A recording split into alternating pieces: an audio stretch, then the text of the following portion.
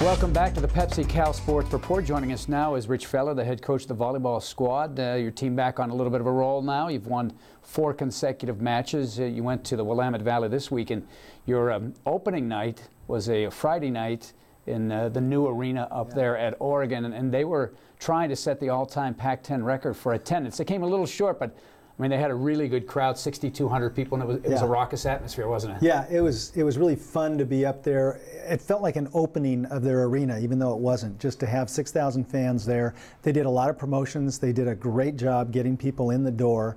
And that's a fabulous arena. And our team responded really well. We kind of like that kind of an atmosphere, and we showed that last year at the regionals at Washington. But our team really responded well to that, and it was fun to play in that kind of environment again. And a couple of close sets there. You know, the first couple were close, then you took control in the third. Yeah, we took a little while to get kind of used to what was going on and what Oregon brings. They have a very fast and odd offense that they bring at you, and if they're in system, they're really tough to defend. It took us a little while to get that figured out, but once we did, we kind of got on a roll and really responded well. They came into the match hitting, they were like 4th in the country in hitting. You held them to less than 5% in the match. Yeah, we did a good job. You know, Sam Crossan did a great job of scouting them and setting up some defensive schemes with the blocking.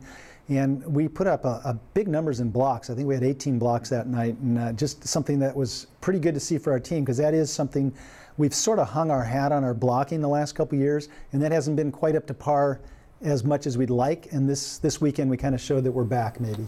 And then a rare off day on the road, because Oregon State had a home football game, so you just don't do that. Have 2 events on the same day for a lot of different reasons. You go into Oregon State, and here's a team, Oregon State, jumped out and won the first set, and then you came back to win the next 3. Yeah, I won't take anything away from Oregon State. They played inspired volleyball, but we were really, really off and just could not really find a rhythm, and we still only lost by 2. We counted it up, we gave them 12 of their 25 points on service errors, ball handling errors, blocking errors, hitting errors. 12 out of 25. You're not going to win too many sets by doing that. So that was unforced on their part. And we sort of regrouped. It took us a little while to get into sync, but then we started rolling pretty well and came back to form and played pretty well the rest of the match. Yeah, after that, you held them to under 20 in the success of 3 games. And your front line in that game, I mean, Shannon had a tremendous game. I mean, your front people really dominated. Again, Oregon State only hit 7% for the match. Right, and you talk about our front line. Kat Brown did some amazing things blocking, but she also, I believe, had 12 or 14 kills with no errors, and just an amazing performance by her. We got everyone in, or just about everyone in. Lillian Schoenweiss came in at the end of that set, and Lindsay Parrott came in and set the last 8 or 9 points. So it was good to be able to do that as well.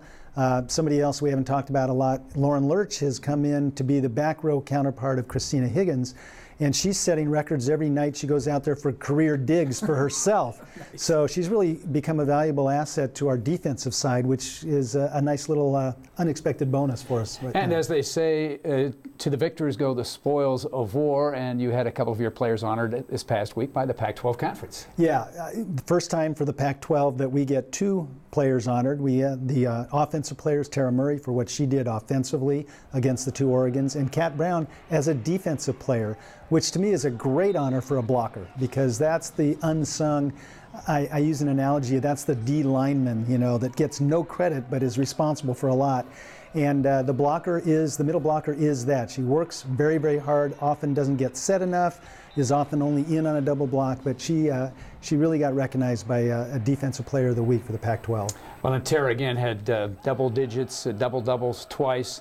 I think she accumulated 37 kills and like 35 digs. I mean, it just shows her all-around excellence, doesn't it? Yeah, absolutely. She's just, stepping up with the leadership and the senior role that we've given her, a little more of a load than she's had in the past, and she's responded well. This weekend was a great example of that. All right, so out of the fire into the frying pan, you're back home to conclude the first round here, and None other than the Washington Huskies come to town Friday night. That's going to be on TV, but it'd be wonderful to have a super excited, enthusiastic crowd. And the Huskies have moved up in the national rankings. I guess that's the way it's going to be in the Pac-12 this year, huh? Yeah, it really is. They jumped ahead of us and are number 2 now in the national rankings according to the coaches poll, and that's just great. I'm glad to have them have a little bigger target on their back.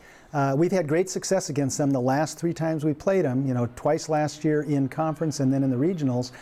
We can't take for granted anything, though. They're a new ball club this year. They've got some great young stars on their team. They run a very fast offense, and they're going to be tough. They're going to be a very good team, and I think they're worthy of a top 4 ranking for sure. And it's going to be a battle. It'll be a fun one to showcase our sport again. And then the Cougars come in to conclude the weekend. I mean, this is a team that is kind of still in the rebuilding mode, but they do have some experience and some talent on that side, too. They do, and they got a new young coach who's bringing a great deal of enthusiasm to that program. She was a former star at Washington State, and now she's kind of injected a little bit of her own spirit because she was with some of the best Washington State teams in history. And they're responding well, and they're going to win a few matches, and they're going to compete every time they go to the court.